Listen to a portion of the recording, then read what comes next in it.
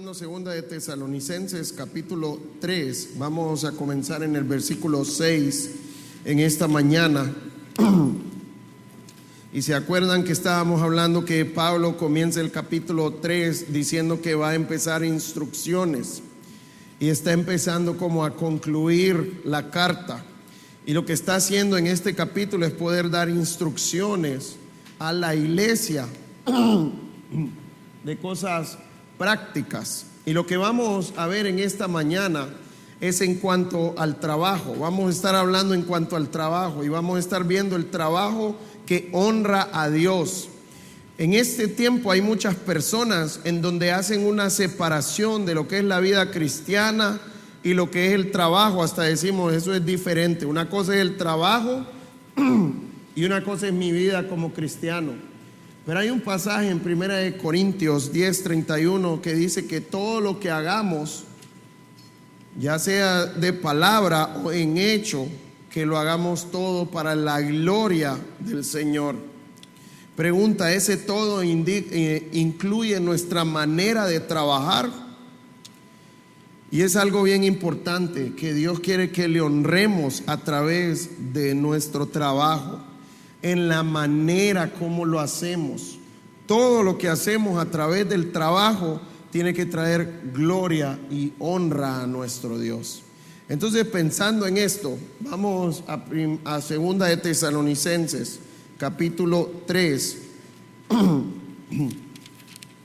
y vamos a comenzar en el versículo 6 para ver el primer principio.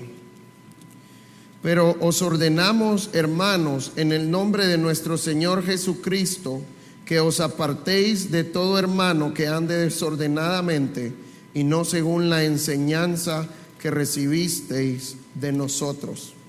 Pablo va a empezar compartiendo un problema que había en la iglesia, y la meta es el primer punto, poder entender el problema que había en este lugar. Estamos hablando de una iglesia, la iglesia de Tesalónica, en donde Pablo venía hablando maravillas de la iglesia, que era una iglesia que amaba al Señor, que era una iglesia que anunciaba el evangelio, que él no necesitaba hablar de ellos, porque en todos lados hablaban de lo que era esta iglesia. Una iglesia amorosa, una iglesia que anunciaba el evangelio y que era modelo para muchas iglesias de lo que el Señor quería de una iglesia. Ahora, esta iglesia tenía problemas también. La semana pasada estuvimos hablando, hace 2 semanas, estuvimos hablando de un problema. ¿Cuál era el primer problema que vimos? Que ellos tenían un falso concepto del día del Señor, en donde habían creyentes en la iglesia que pensaban que estaban ya en el día del Señor. Y Pablo viene con mucho amor nuevamente y empieza a explicarles de cómo la palabra de Dios habla del día del Señor y cómo los creyentes debemos de ver el día del Señor.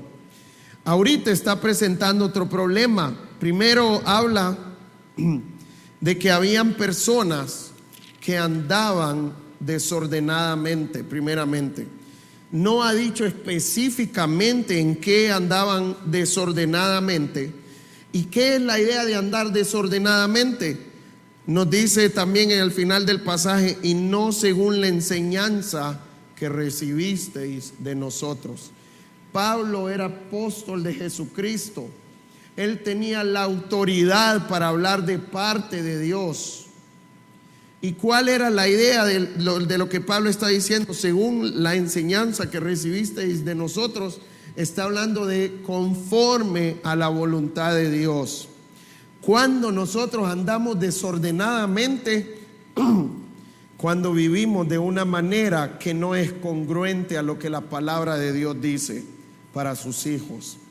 Y no está hablando de una caída, está hablando de una práctica, está hablando de un presente continuo, que esto es característico en nuestra vida. Entonces vamos a entender exactamente cuál era el problema que había en la iglesia en este tiempo.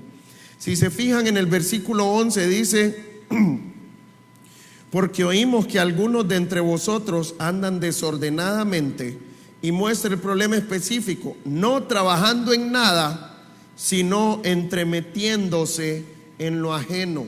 ¿Cuál era el problema que había en la iglesia de Tesalónica? Que habían hermanos, porque la Biblia habla que eran hermanos. En el versículo 6 lo muestra claramente, en donde dice que os apartéis de todo hermano que ande desordenadamente. Y la palabra de Dios lo muestra claramente, que no eran personas no creyentes, no eran falsos maestros, no eran falsos profetas, eran hermanos de la iglesia que andaban desordenadamente, andaban no conforme a la voluntad de Dios. Ahora, ¿cuál era el problema de ellos?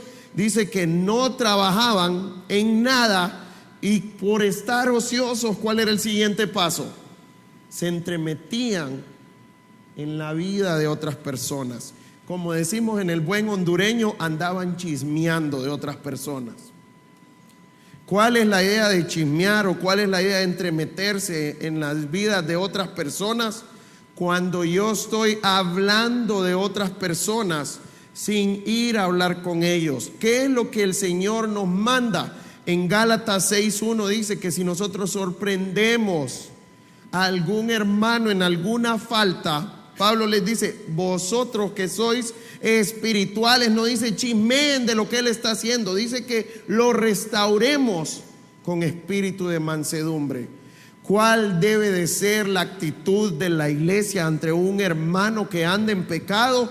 Ir a hablar con él y confrontarlo y mostrarle que de la manera que él está viviendo a Dios no le agrada, y animarlo a vivir de la manera que a Dios le agrade. El problema es que en este tiempo nosotros no hablamos con la persona, pero sí vamos hablando con todos los demás hermanos de la iglesia. Mira, tené cuidado con fulano porque me hizo mal tal cosa, tené cuidado con sutano, tené cuidado con mengano porque este está haciendo esto está haciendo lo otro. ¿Y qué se llama eso? Chismear en cuanto a otras personas. Lo que el Señor nos ha mandado es ir a la persona y con amor, con mansedumbre, poderle restaurar, no criticar al hermano. La actitud con la que nos acercamos al hermano es bien importante también. Pero el problema era que no querían trabajar en nada estas personas, estos creyentes, pero también estaban metiéndose en la vida de otras personas, en donde hablaban de ellos, pero el deseo de ellos no era corregirlos, no era restaurarlos, sino que hablar mal de ellos. Este era el problema que estaba mostrando esta iglesia. Ahora vamos a ver qué Pablo hizo para poder mostrarle a la iglesia qué tenían que hacer. Versículo 7, dice el 7: porque vosotros mismos sabéis de qué manera debéis imitarnos, pues nosotros no anduvimos desordenadamente entre vosotros, ni comimos de balde el pan de nadie, sino que trabajamos con afán y fatiga día y noche, para no ser gravosos a ninguno de vosotros, no porque no tuviésemos derecho, sino por daros nosotros mismos un ejemplo para que nos imitaseis. ¿Qué es lo que Pablo va a empezar a hacer? Va a empezar a mostrar un modelo. Entonces, ¿qué es lo que Pablo está haciendo? Normalmente nosotros venimos y empezamos y le cortamos la cabeza a los hermanos. Es que usted necesita vivir de esta manera, aunque no sea real en mi vida. Lo que Pablo está haciendo es mostrándole los principios bíblicos, cómo el Señor quiere que vivamos, pero los está mostrando que son reales en su vida, en donde Él se puso como ejemplo. En 1 Corintios 11:1 Él dice: imítenme a mí. ¿Por qué? Porque yo imito a Cristo. Pero nosotros en este tiempo no tenemos esta frase, sino que decimos: no me mire a mí, mire a Cristo. Pero eso va en contra de lo que la palabra de Dios dice. Dios quiere que nosotros nos pongamos como ejemplo, porque Dios quiere que estemos rendidos al Señor. Pero cuando nuestras vidas no están rendidas al Señor, yo no tengo libertad para decir eso. ¿Qué nos muestra Pablo? ¿Quiénes son los que deben de guiar la iglesia?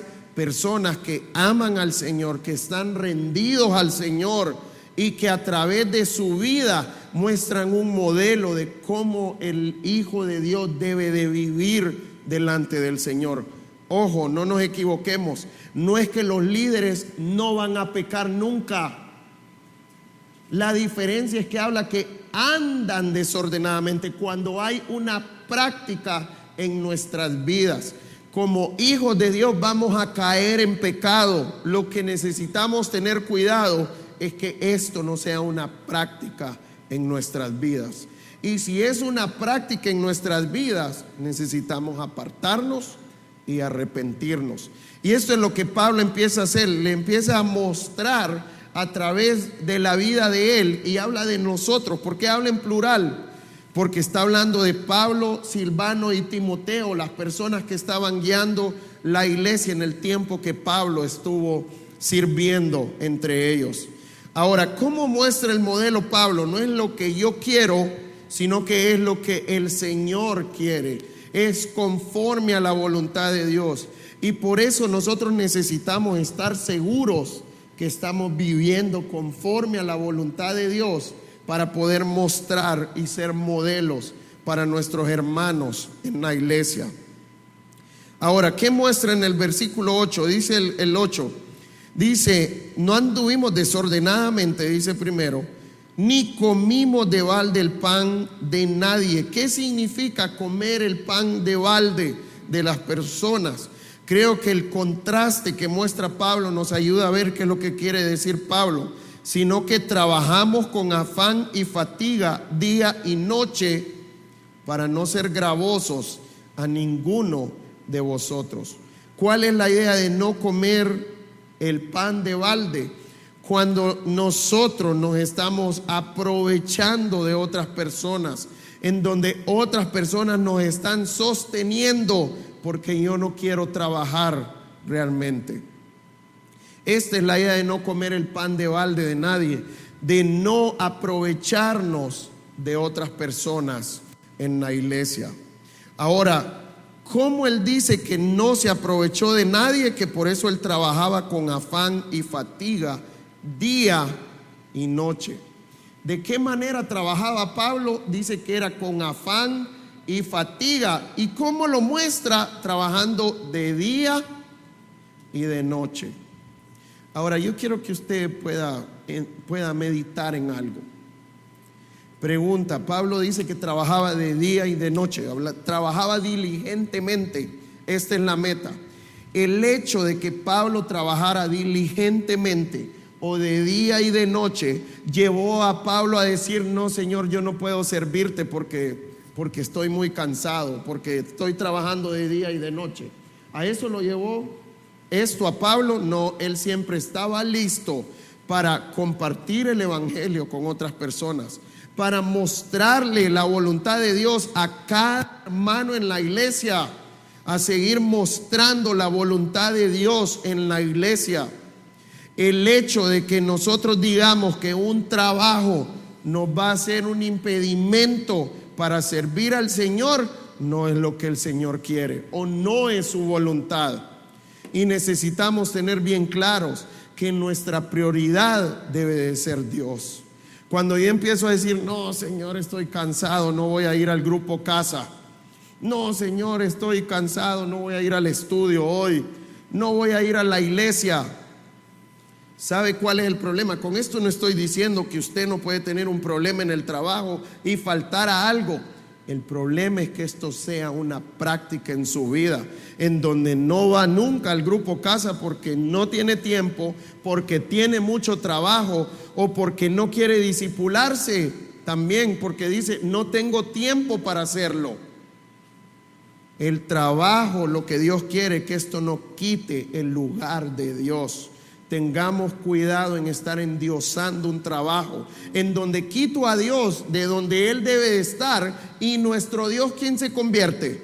El trabajo. Y decimos: es que esto es lo que me provee, ¿qué voy a hacer? No puedo dejarlo. Y yo quiero decirle algo: Dios nunca nos va a proveer un trabajo que nos vaya a apartar de Él. Dios nunca nos va a proveer un trabajo que nos lleve a salirnos de su voluntad.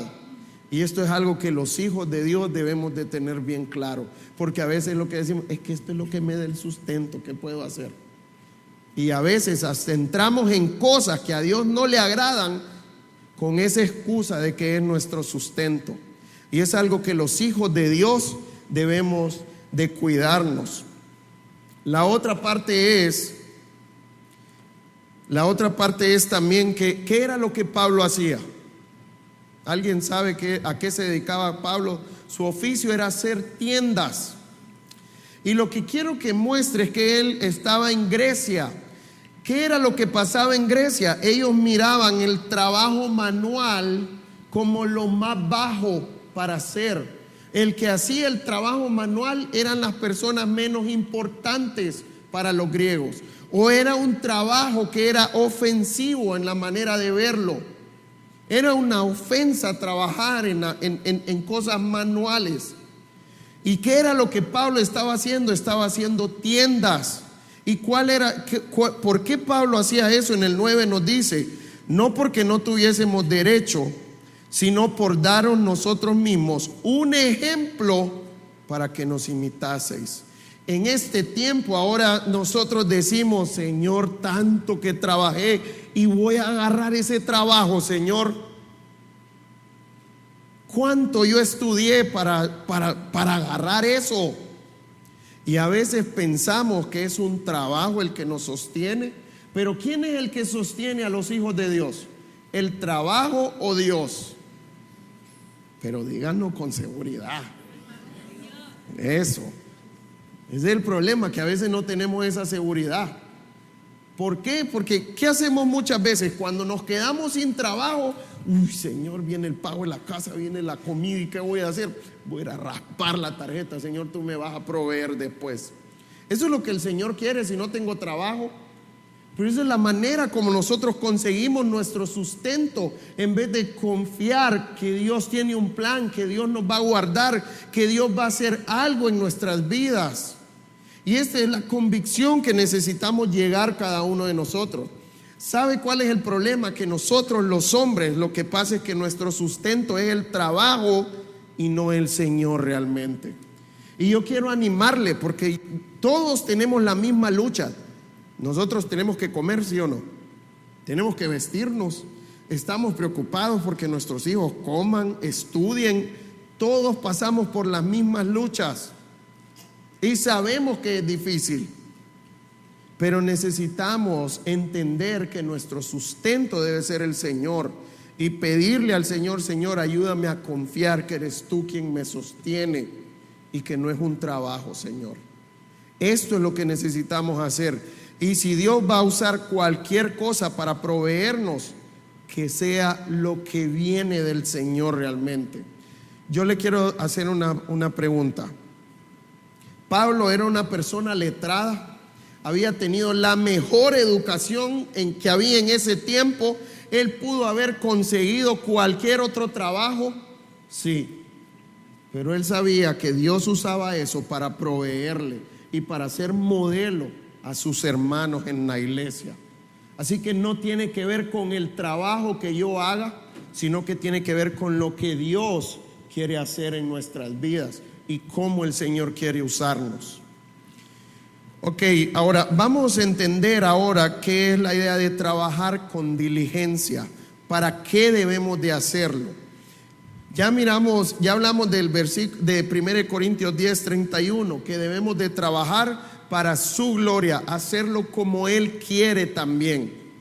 El segundo aspecto de para qué trabajamos con diligencia, vamos a 1 de Timoteo, capítulo 5.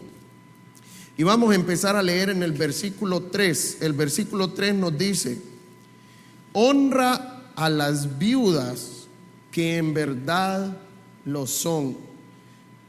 Pablo le estaba diciendo a Timoteo que la iglesia debía de honrar las viudas. Ahora, no cualquier viuda, dice, sino las que son de verdad viudas. Honrar tiene que ver con sostenerlas. Y lo que estaba pasando, que en este tiempo, y eso deberíamos de hacer nosotros como iglesia, se llevaba una lista de viudas que la iglesia sostenía. Ahora, Pablo le está diciendo a Timoteo: sostener las viudas que realmente son viudas. Ahora, ¿cuáles son las viudas de verdad en este contexto? El versículo 4 me ayuda a entenderlo. Pero si alguna viuda tiene hijos o nietos, aprendan estos primero a ser piadosos para con su propia familia y a recompensar a sus padres, porque esto es bueno y agradable delante de Dios. Mas la que en verdad es viuda y ha quedado sola, espera en Dios y es diligente en súplicas y oraciones noche y día. Entonces, ¿cuáles son las viudas de verdad en este contexto? Porque empieza dando el ejemplo que si tiene hijos o nietos, ¿quién tienen que sostener esta viuda? Dice, ¿la iglesia? No, debe de ser su familia. Así que yo quiero animarle a entender los principios bíblicos, que si una viuda queda viuda, primero hay que ver si tiene hijos o nietos. Si tiene hijos o nietos, hay que enseñarle a estos hijos o nietos a encargarse de su mamá o de su abuela también, si fuera necesario. Entonces, esta parte es bien importante. Ahora el versículo 8, que era el que quería ver. Mire qué tan grave es esto. Porque si alguno no provee para los suyos y mayormente para los de su casa, ha negado la fe. Y mire la conclusión: y es peor que un incrédulo. No dice que es igual a un incrédulo, dice que es peor que el incrédulo. Qué tan grave es para el Señor que los creyentes no sostengan a sus familiares. Qué tan grave es para el Señor que un creyente no provea para las necesidades de su familia. Es súper grave, es algo que a Dios no le agrada. Esto es andar desordenadamente.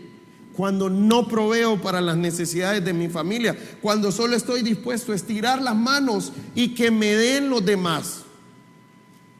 Yo necesito trabajar y ser diligente, como dice Pablo, con afán y con fatiga, día y noche. ¿Para qué? Para dar gloria a Dios primero. Segundo, para proveer las necesidades de mi familia.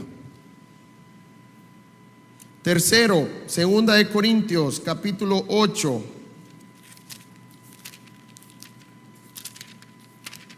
Para ver el tercer principio, porque debemos de trabajar diligentemente. ¿Cuál es la meta? 13 y 14. ¿Cuál es el contexto de este pasaje? Está hablando de Pablo, que estaba enseñándole a la iglesia de Corinto que estaban levantando una ofrenda para enviársela a los hermanos de Jerusalén, porque estaban pasando hambre en este tiempo en la iglesia de Jerusalén y estaban levantando esta ofrenda para ayudar a los hermanos. Pregunta: ¿nosotros solo tenemos que cuidar los hermanos de nuestra iglesia o debemos de ver en otras iglesias locales también? Igual tenemos que ver las necesidades de los hermanos de nuestra iglesia local. Dice el versículo 13 en 2 Corintios 8: porque no digo esto para que haya para otros holgura y para vosotros estrechez. Tiene que ver como cuando tengo espacio y comodidad y otros no tienen ni espacio para moverse, que están incómodos. Ahora, ¿qué quiere decir con esto? En el versículo 14 nos va a ayudar a entender. Sino para que en este tiempo con igualdad. Pregunta: ¿ustedes han escuchado mucho esa palabra igualdad en este tiempo? Hay que ser equitativos, hay que ser iguales todos. ¿Y qué es lo que está enseñando la gente en este tiempo? ¿Qué es igualdad? No, es que mire, toda la riqueza está concentrada en un grupo de personas. Debemos de tener todos riquezas, tenemos que tener la misma cantidad de riquezas, la misma cantidad de posesiones. Esto es lo que piensa la gente que es igualdad. Y entonces vienen uno y dicen, como Robin Hood: voy a quitarle a los ricos para darle a quienes. Y él robaba a los ricos para darle a los pobres. Y eso es lo que quieren hacer en este tiempo. Y eso es lo que piensan que es igualdad. Pero ¿qué dice la palabra de Dios que es igualdad?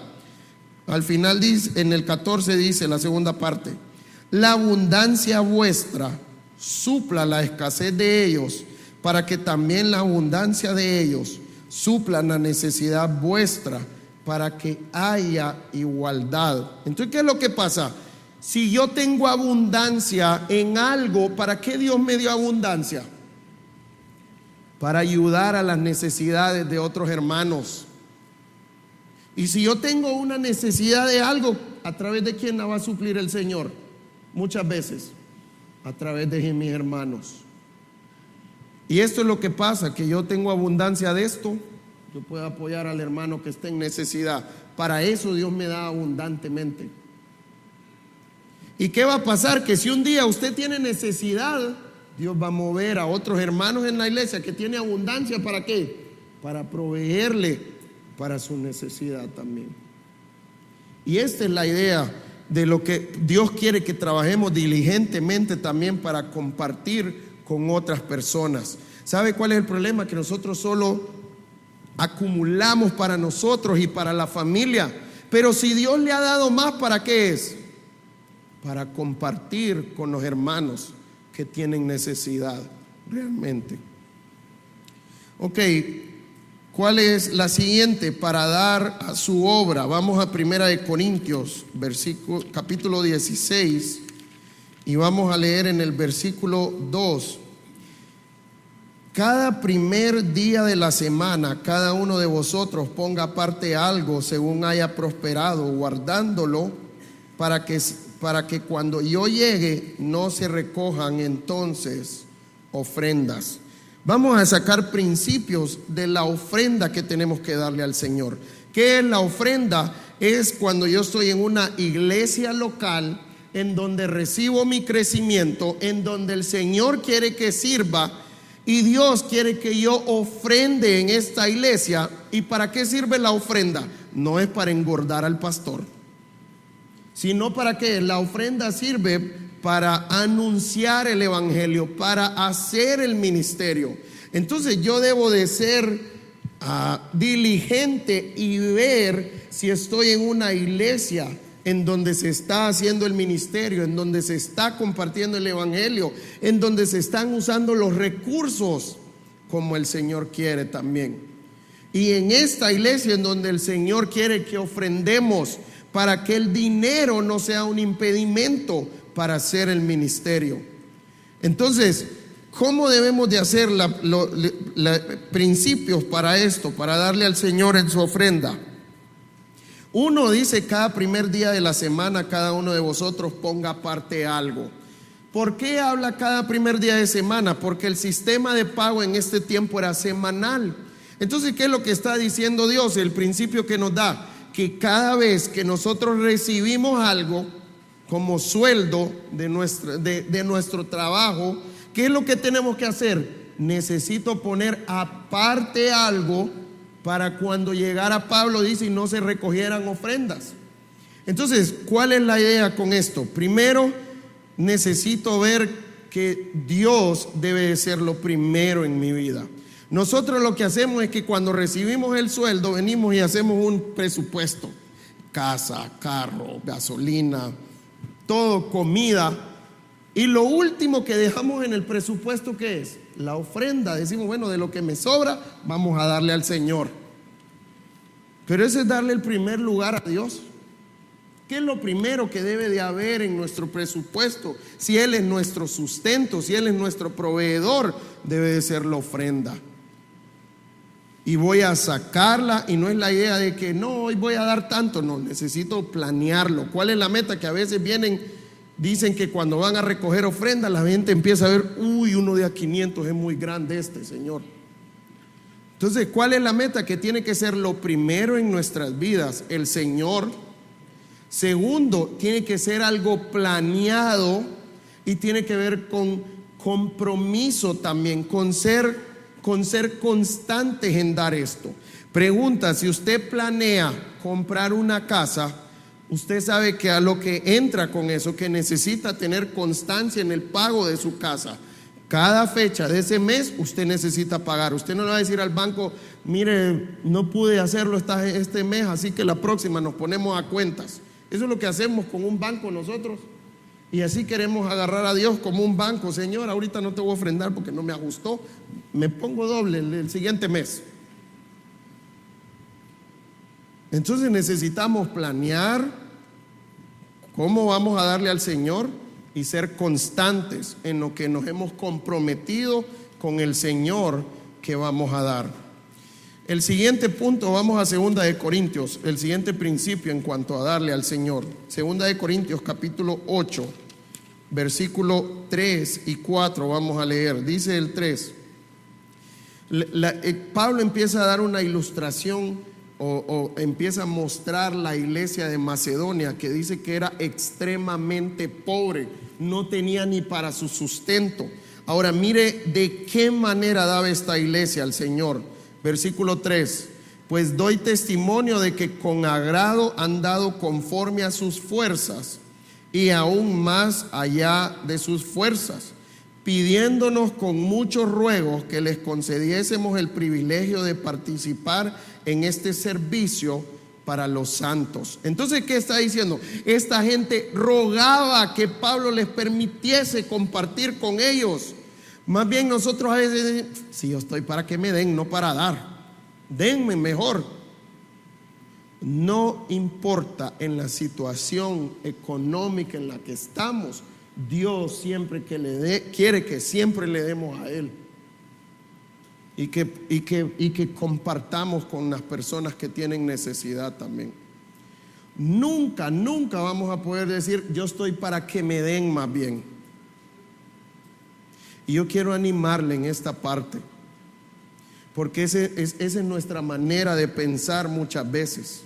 Y decimos: no, yo estoy para que me den, más bien yo necesito que alguien me ayude porque no es justo. Así que yo quiero animarle: su situación económica nunca debe de ser un impedimento para que usted le dé al Señor. Dele con lo que el Señor le provea. No dé de lo que no tiene, dé de lo que el Señor le ha provisto. Ahora, ¿cuál es la idea con esto? Primero tiene que ver con anhelo. Yo debo de anhelar hacerlo. El problema está en nuestro corazón realmente. Imagínense esta iglesia que dice que era extremadamente pobre, que no tenía ni para su sustento, anhelaba dar. Ya me imagino Pablo dice: por favor, ¿qué van a dar ustedes? Si ustedes no tienen ni para comer. ¿Quiénes somos nosotros para decirle eso a la gente? Si Dios pone el anhelo, ¿qué tenemos que hacer nosotros? Dejar que den, solo enseñarle cómo deben de hacerlo para el Señor. Este es nuestro trabajo como iglesia: enseñarle a las personas los principios que Dios nos da en cuanto a dar, y que puedan hacerlo con libertad cada persona. Pero ¿qué pasa? ¡Ay, Señor! Ya viene la ofrenda y yo di tanto. ¿Eso es lo que el Señor anhela? No, Dios quiere que lo hagamos con gozo. Ahora, la otra idea es con sacrificio. Miren lo que dice el versículo 3 al final, que dice que han dado conforme a sus fuerzas y aún más allá de sus fuerzas. Pregunta: ¿Dios sabe lo que le proveyó a usted? ¿Sí o no? Él sabe si usted está dando con sacrificio. Entonces, al Señor nadie lo puede engañar. Mire, en nuestra iglesia nosotros no andamos pidiendo constancias de trabajo. Nosotros no decimos: mire, usted está morosa, este mes no dio. Si usted se fija, en nuestra iglesia lo que tenemos son cajas de ofrenda. Nosotros no pasamos canastita para ofrenda, sino que lo que tenemos son cajas de ofrenda atrás. ¿Para qué? La Biblia dice que no se dé tu mano derecha lo que da tu mano izquierda. Sí, ¿delante de quién debe ser la ofrenda? Yo tengo que: mire, pastor, ya di mi diezmo, mírelo ahí. Ya ofrendé este mes, Señor. Se nota que ofrendó, dice uno. Miren, nosotros no sabemos cuánto dan, ni nos interesa saber cuánto dan. Eso es delante del Señor. Lo importante es que usted honre al Señor en esta área de su vida. ¿Y sabe qué es lo mejor de todo? Que nosotros llevamos 8 años como iglesia aquí en San Pedro Sula y nunca nos ha hecho falta nada. Dios siempre ha provisto. Dios no ocupa de nuestro dinero, pero nos da el privilegio de participar en su obra, y entiende el privilegio tan grande que Dios nos ha dado.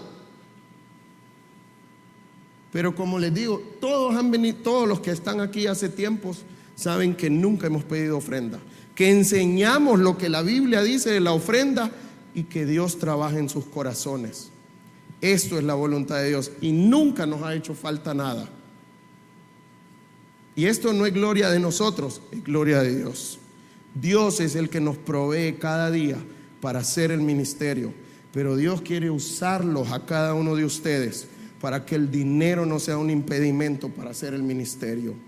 ¿Por qué nosotros comenzamos esta iglesia cuando venimos? Porque hubo una iglesia en Tegucigalpa fiel que nos estuvo dando por un año ofrendas para poder sostener la iglesia en este tiempo, en donde ellos sostenían el sustento de los obreros, ellos sostenían todos los gastos operativos de la iglesia. Y Dios quiere usarnos de la misma manera como iglesia nosotros, que podamos tener recursos para hacer el ministerio en nuestra iglesia, pero también Dios quiere que proveamos recursos para comenzar nuevas iglesias también, y que podamos compartir con otras personas para que se pueda anunciar el evangelio en otros lados también y podamos comenzar nuevas iglesias. Esto es la voluntad de Dios. Pero ¿por qué podemos hacer eso? Por las ofrendas, por su compromiso que usted tiene con el Señor, por la manera en que usted está honrando a Dios a través de sus ofrendas. Así que yo quiero animarle, y también yo quiero mostrarle un ejemplo en el Antiguo Testamento. Dios, cuando dio la ley, dio los sacrificios y las ofrendas de cuándo tenían que presentar ofrendas el pueblo de Israel.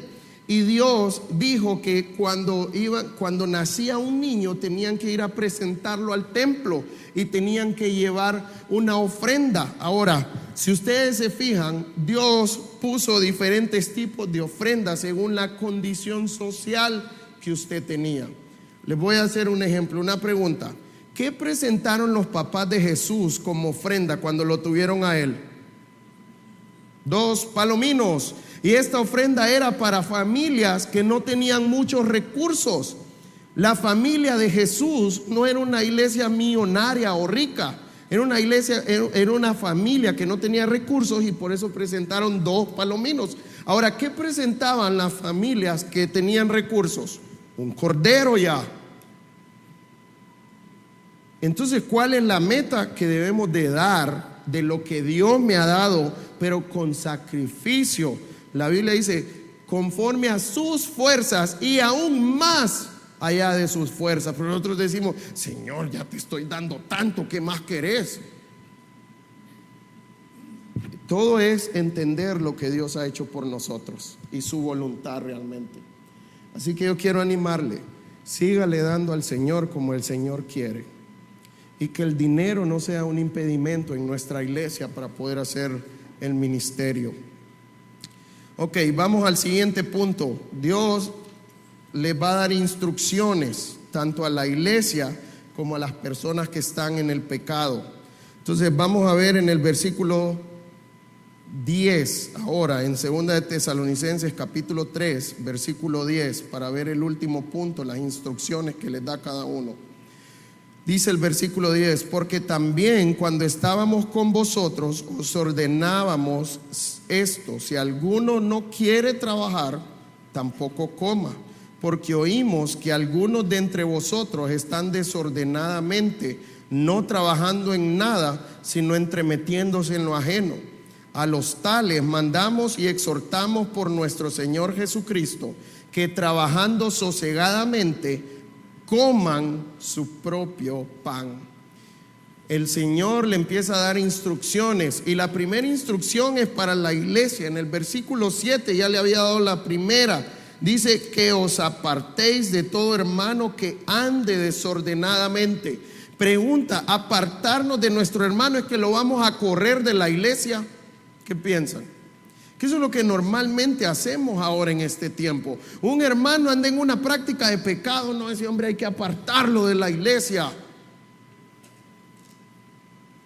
porque estamos seguros que es un hermano del que está hablando ahí. La idea de eso tiene que ver con no tener cercanía con él en cuanto a esta área de su vida, en no tener comunión con él. Pregunta: si yo no tengo comunión con Dios, ¿puedo tener comunión con mis hermanos? ¿Qué piensan? En 1 de Juan dice que Jesús murió para que tengamos comunión, pero nuestra comunión primeramente es ¿con quién? Con Dios. Y es algo bien importante que tenemos que tener claro. Si yo no tengo comunión con Dios, yo no puedo tener comunión con mis hermanos. Si yo estoy en una práctica de pecado que no me quiero arrepentir, por seguro yo no tengo comunión con Dios y no puedo tener comunión con mis hermanos. ¿Puedo servir al Señor de esta manera? Tampoco, porque no tengo comunión con Él. Y es algo importante que necesitamos entender. Y por eso Dios manda a la iglesia a no participar del pecado de Él. Ahora, ¿cuál es la otra idea? Miren el versículo 10, lo que dice: porque también cuando estábamos con vosotros os ordenábamos. ¿Cuál es la idea de decir ordenábamos?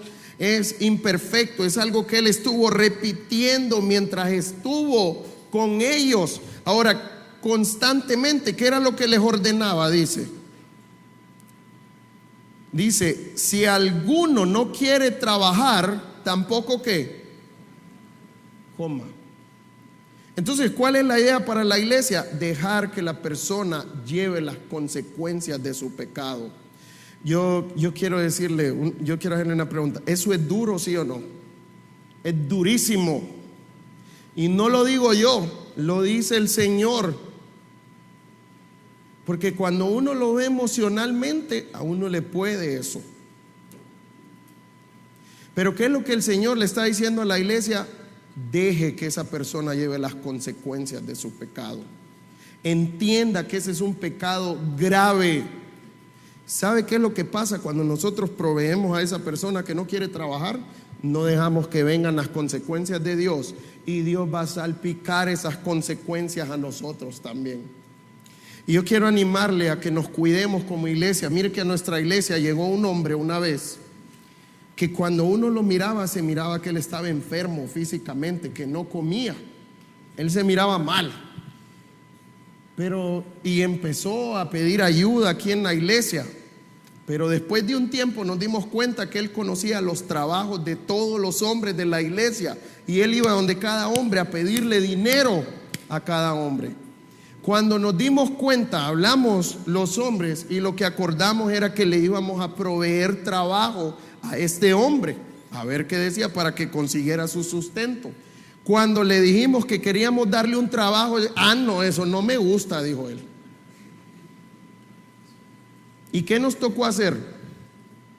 Dejar de apoyarle, aunque me dolía a mí dejar de apoyarlo, porque yo lo miraba que estaba enfermo.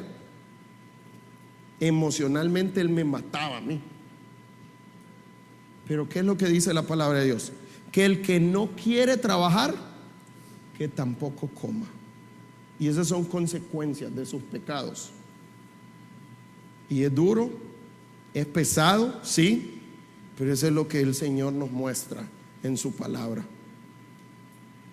Así que dejemos que las personas lleven las consecuencias de sus pecados. Dios sabe lo que va a hacer con las vidas de estas personas, porque estamos hablando de hermanos en Cristo. Como papás, a veces no queremos dejar que nuestros hijos lleven las consecuencias, pero eso no es lo mejor, papás. Dejemos que nuestros hijos lleven las consecuencias de sus malas decisiones, porque Dios utiliza esto para trabajar en la vida de mi hijo. Yo creo que a veces nos duele más a nosotros que a ellos, pero Dios va a usar esas consecuencias para trabajar en las vidas de sus hijos. Así que yo quiero animarle en esta área, porque es difícil. Yo reconozco que es difícil, porque emocionalmente uno no quiere ver su hijo sufrir, uno no quiere ver su hermano sufrir también. Pero necesitamos dejar que Dios haga o provea las consecuencias que necesita. ¿Y cuál es el siguiente? En el 12 dice: a los tales mandamos y exhortamos por nuestro Señor Jesucristo, que trabajando sosegadamente coman su propio pan. Entonces, que Dios no los manda a correrlos, sino que Pablo les está diciendo: les mandamos y exhortamos.